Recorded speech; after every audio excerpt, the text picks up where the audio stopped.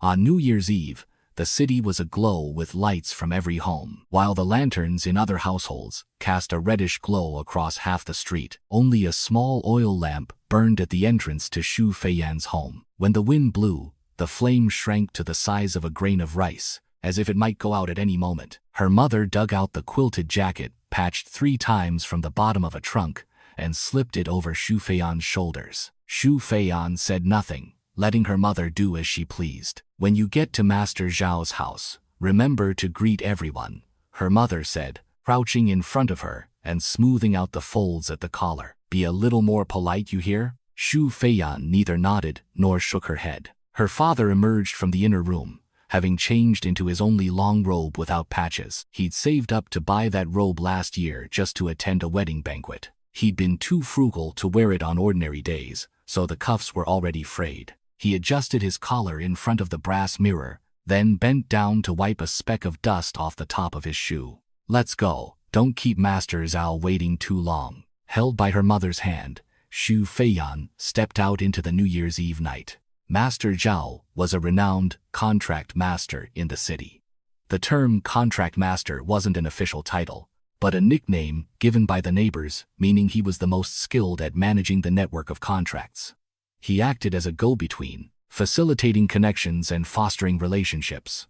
More covenants had been forged through his hands than through anyone else in the city. It was said that his covenant markings had merged into a continuous pattern, stretching from his neck all the way down to his ankles, as if he were wearing a robe embroidered with intricate designs. Xu Feiyan had never seen Master Zhao's covenant markings, for he always wore a high-collared brocade robe with cuffs that covered the backs of his hands. But she had seen the way Master Zhao walked head held high, chest out, always followed by 1 or 2 people bowing and scraping behind him. His voice wasn't loud, but everyone pricked up their ears to listen. Her father wanted to ask Master Zhao to do something for him. Xu Feiyan didn't catch exactly what it was. She only remembered that her father had practiced at home for several nights, turning the matter over and over in his mind, trying to figure out how to phrase it so that Master Zhao would owe him a favor. I can't let him think I'm begging him, her father told her mother. I have to make him feel that if he does me this favor, I'll be able to help him in return someday. Her mother asked, what do you have to offer him in return? Her father was silent for a long time. The door to Master Zhao's house was vermilion, with 2 large lanterns hanging at the entrance, casting a bright glow. The threshold was high, and her mother gave Xu Feiyan a gentle nudge as she stepped over it. The hall was toasty warm, with the charcoal fire blazing brightly. Master Zhao sat in the seat of honor, holding a cup of hot tea from which wisps of steam rose. He was in his 40s, with fair skin and a short beard. When he smiled, his eyes narrowed to slits, but the smile didn't reach the corners of his eyes. Oh, come now. It's the new year, you shouldn't have brought anything. Master Zhao spoke politely, but his eyes had already swept over the gift box in her father's hands. Her father bowed slightly and smiled.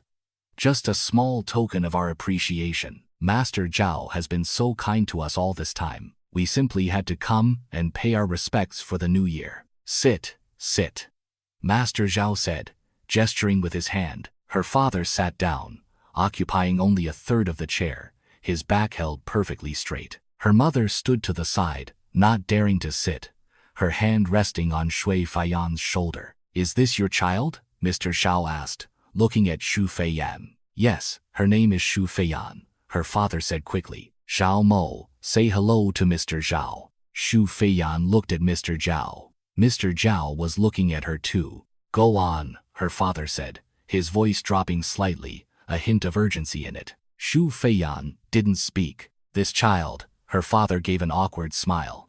She's shy around strangers. She's quite lively at home, but she gets shy when we're out. It's fine, she's just a kid, Master Zhao said, waving his hand dismissively as he picked up his teacup and took a sip. The living room fell silent for a moment. Her mother gently nudged Xu Feiyan's back.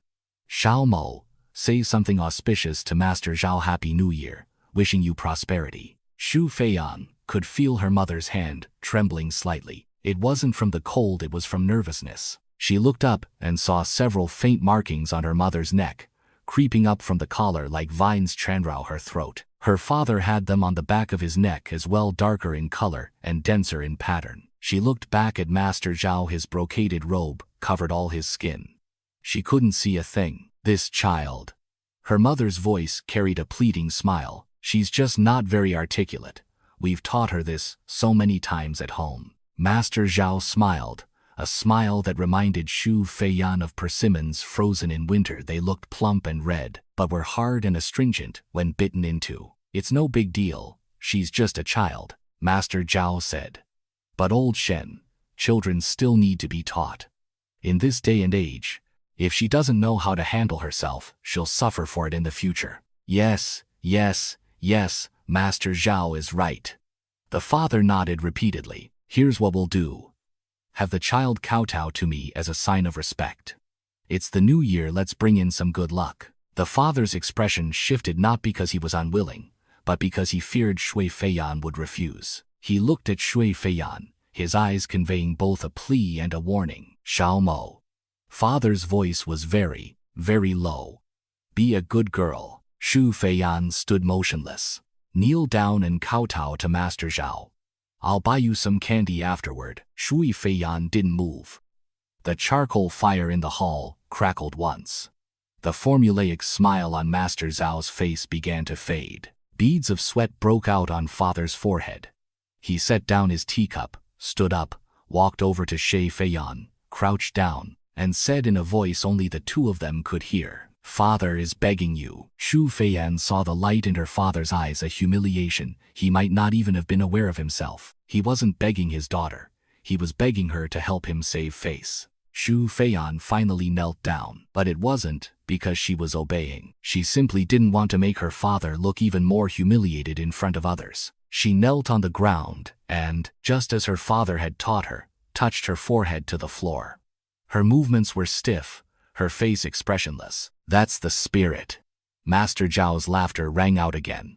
Good, good, good, get up, good girl. Shu Feiyan stood up and brushed the dust off her knees. She didn't say a word. On the way home, light snow began to fall. Her father walked ahead, striding quickly and saying nothing. Her mother held Shui Feiyan's hand as they followed behind, not daring to speak either. As they passed by other people's doorsteps, the light from the lanterns cast their three shadows long and stretched out. Once they entered the house and the door closed, her father exploded. Do you have any idea how long I stood in line just to see Master Zhao? Do you have any idea how much that box of fireworks I gave him cost? Shu Feiyan stood by the door, her eyes cast down. I told you to call out to him, but you didn't. I told you to say a word of good fortune, but you didn't. I told you to kowtow, but you just dawdled. Do you have any idea that a single word from Master Zhao could turn our family's fortunes around forever? Mother stood nearby, tugging at father's arm. All right, she's still just a child. Still a child? She's 8 years old and you call her a child? Father shook off her hand. Look at the other kids, they're all as sweet as honey, greeting everyone they meet with, hello, uncle, or hello, elder. And her? She's as mute as a fish. Shu Feiyan looked up, staring at the dense network of contract marks covering her father's body. Some were new, their colors still deep, as if they'd just appeared. She'd noticed it the moment she left Master Zhao's house. A new contract mark had appeared on her father's neck. It had appeared when he said, "Just a small token of my appreciation." It had appeared when he was bowing and scraping. It had appeared when he humbly crouched down to beg his daughter. Father begs you. Another contract mark. Another chain. In this world, without a contract network, you're nothing. Her father roared. What will you do in the future? Do you want to be a good for nothing your whole life? Her mother sighed and pulled Shu Feiyan into the inner room. She sat her down in a chair, crouched down, looked into her eyes, and smiled helplessly. You, my child, you were born to live a solitary life. There was no blame in her tone, only resignation.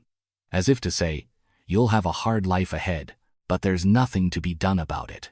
Shu Feiyan didn't argue. She sat by the bed, watching her mother walk out, hearing her father still throwing things in the outer room and cursing under his breath. She turned her gaze to the window. The snow was falling harder and harder. The streets were already deserted.